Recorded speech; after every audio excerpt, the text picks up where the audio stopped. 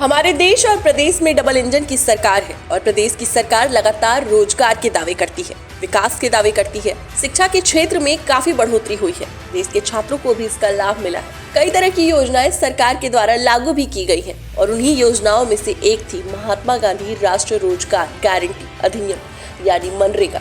आपको बता दें, राष्ट्रपिता महात्मा गांधी के नाम से इस योजना की शुरुआत की गई, जिसे ग्रामीण लोगों की क्रय शक्ति को बढ़ाने के उद्देश्य से शुरू किया गया था। मुख्य रूप से ग्रामीण भारत में रहने वाले लोगों के लिए अर्ध कौशलपूर्ण या बिना कौशलपूर्ण कार्य, चाहे वो गरीबी रेखा से नीचे हो या ना हो, मतलब साफ था कि बड़े पैमाने पर लोगों को रोजगार दिया जाएगा। लेकिन सवाल ये है कि क्या सच में रोजगार मिला, और अगर मिला तो ये मनरेगा कर्मचारी क्यों अपनी मांगों के लिए दर दर भटक रहे हैं। आपको बता दें, मनरेगा कर्मचारी अपनी लंबित मांगों को लेकर लगातार प्रयास कर रहे हैं और सरकार से मांग कर रहे हैं कि उनकी मांगों को पूरा किया जाए, जिस वजह से इन मनरेगा कर्मचारियों ने दिल्ली सहित कई जगहों पर बड़ी संख्या में प्रदर्शन भी किया। लेकिन अगर इनके हाथ कुछ लगा तो वो थी बस निराशा। लाख प्रदर्शन के बाद भी इन्हें बदले में मिला तो सिर्फ आश्वासन। आखिर क्या कुछ वजह रही जो इन मनरेगा कर्मचारियों की मांगों को सरकार अनसुना कर रही है? क्या मांगे हैं इनकी और रोज आखिर इन्हें किन समस्याओं से गुजरना पड़ रहा है? इन सारे मुद्दों पर ज्यादा जानकारी देते हुए राष्ट्रीय महासचिव चिदानंद कश्यप ने क्या कुछ कहा, आइए आपको सुनवाते हैं। देश के सबसे गरीब व्यक्ति तक, करोड़ों व्यक्ति तक, करोड़ों मजदूरों तक रोजगार मुहैया करा के उनके चूल्हा जलाने वाले मनरेगा कर्मियों का घर में चूल्हा जलने पर भी आफत है। उन्हें उनके साथ जो हो रहा है अन्याय, इसके लिए अखिल भारतीय मनरेगा कर्मचारी महासंघ बहुत चिंतित है।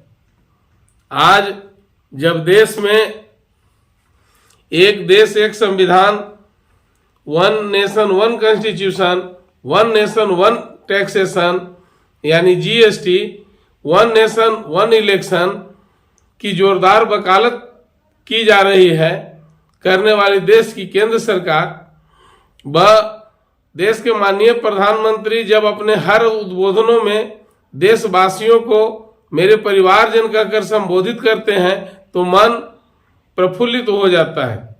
लेकिन खेद के साथ कहना पड़ रहा है, उपरोक्त सारी बातें तब जुमला लगने लगती है जब देश की व्यवस्था पर नजर जाती है।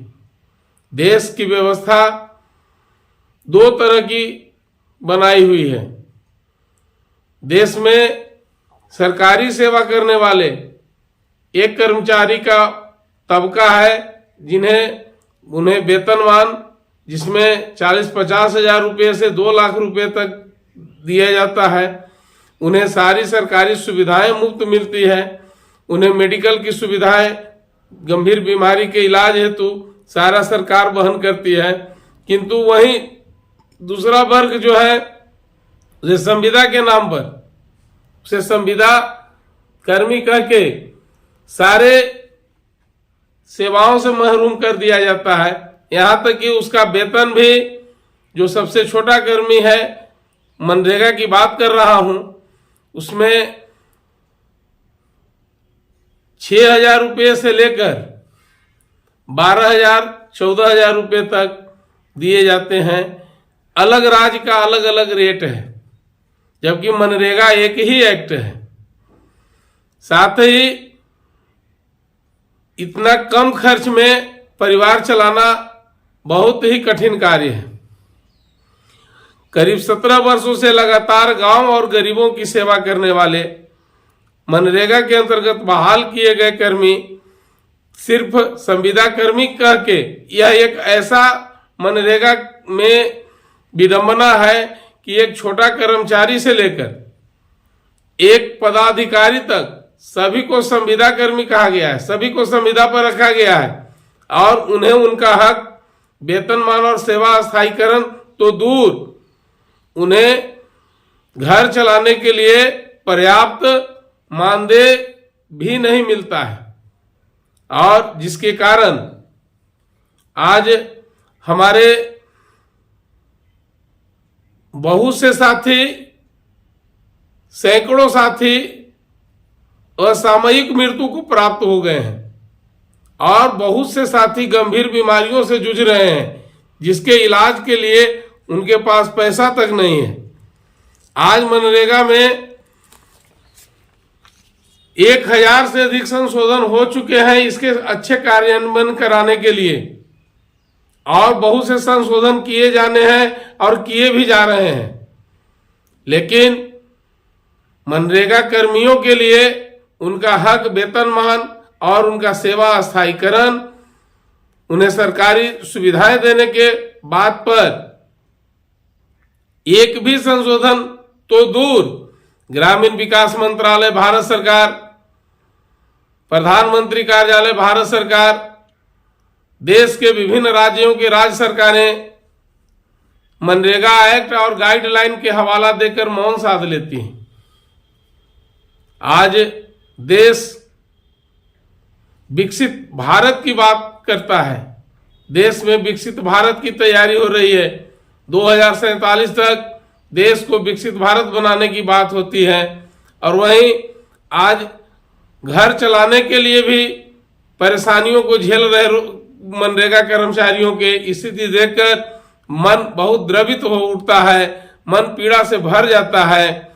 आज कम वेतन मिलने के कारण बुरी तरह आर्थिक तंगी के शिकार हो चुके मनरेगा कर्मी भारी तनाव और दबाव में अपना जीवन जी रहे हैं, और फिर भी मनरेगा के कार्य को पूरी प्रतिबद्धता के साथ कर रहे हैं। हम लोग किसान आंदोलन की तरह नहीं, बिल्कुल शांतिपूर्ण तरीके से मनरेगा दिवस 2 फरवरी को भी अपनी बात को रखने का काम किया हूं। लेकिन बहुत खेद के साथ कहना पड़ रहा है कि देश के विभिन्न राज्यों से आए सभी मनरेगा कर्मियों ने अपनी पीड़ा वेदना को जंतर मंतर पर व्यक्त करने का काम किया, और प्रधानमंत्री कार्यालय और केंद्रीय ग्रामीण विकास मंत्रालय को अपना ज्ञापन भी देने का काम किया, लेकिन कोई भी सकारात्मक परिणाम देखने को नहीं मिला।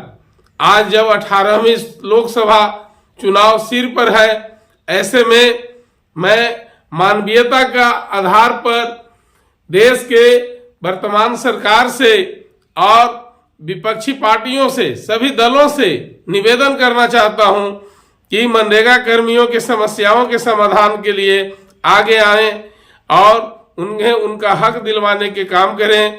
जो मनरेगा कोरोना काल में भी देश के अर्थव्यवस्था को संभालने में सहयोग किया, मनरेगा कर्मियों ने अपना जीवन जोखिम में डालकर मनरेगा के कार्यों को बंद नहीं होने दिया और करोड़ों घरों में चूल्हा जलाने का काम किया।